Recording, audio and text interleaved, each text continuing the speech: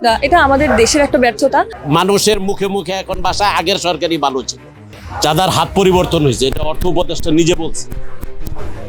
চাঁদাবাজি ঠিকই চলছে, মানুষ পরিবর্তন হয়েছে, হাত পরিবর্তন হয়েছে। চাঁদাবাজি বন্ধ হয়নি, ঘুষও বন্ধ হয়নি। আমাদের এই সরকারের উপরে অনেক আস্থা এবং বিশ্বাস ছিল, সেই আস্থা এবং বিশ্বাসের ঘাটতি দেখা দিচ্ছে এখন। আওয়ামী লীগ আত্মীয়করণ করছে, দুর্নীতি করছে, লুটপাট করছে, আওয়ামী লীগের পতন হয়েছে। কিন্তু নূতন সরকার চাঁদাবাজ, মাস্তানি, দখলবাজি, ভূমিদস্যু এবং ঘুষ দুর্নীতি বন্ধ করুক, এই সরকারকে সবাই সাপোর্ট দিবে।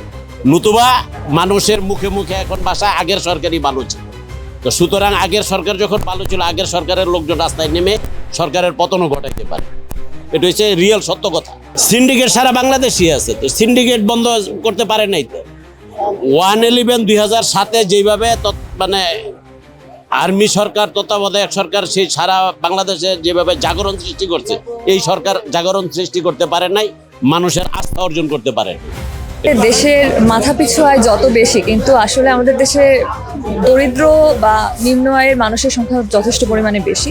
তো নিঃসন্দেহে দেখা যায় যে দৈনন্দিন যে খরচ, সেগুলো মাত্রাতিরিক্ত যে হারে বাড়ছে, আমাদের বেতন বা এই আয়ের উপায় কিন্তু বাড়ছে না। তো অবশ্যই আমাদের পক্ষে এই যে অতিরিক্ত টাকা দিয়ে এগুলো কেনা তো সম্ভব না। তাই সেই জায়গা থেকে বলতে পারি যে জিনিসপত্র নিয়ন্ত্রণে না থাকলে আসলে মানুষের পক্ষে একটা ভালো মানের বা পুষ্টিকর যে খাবারের চাহিদাটা আমাদের পূরণ করা বেসিক্যালি ওইটা আসলে সম্ভব হচ্ছে না। এই তো আমার মনে হয় যে এজন্য অ্যাটলিস্ট পুষ্টিকর খাবারের চাহিদা পূরণ করা, রমজানে কিন্তু আমাদের শরীরে আরও পুষ্টির চাহিদা বেশি থাকে। তো সেই জায়গা থেকে হচ্ছে গিয়ে এইটুকু যদি আমরা এনশিওর করতে না পারি, এটা আমাদের দেশের একটা ব্যর্থতা।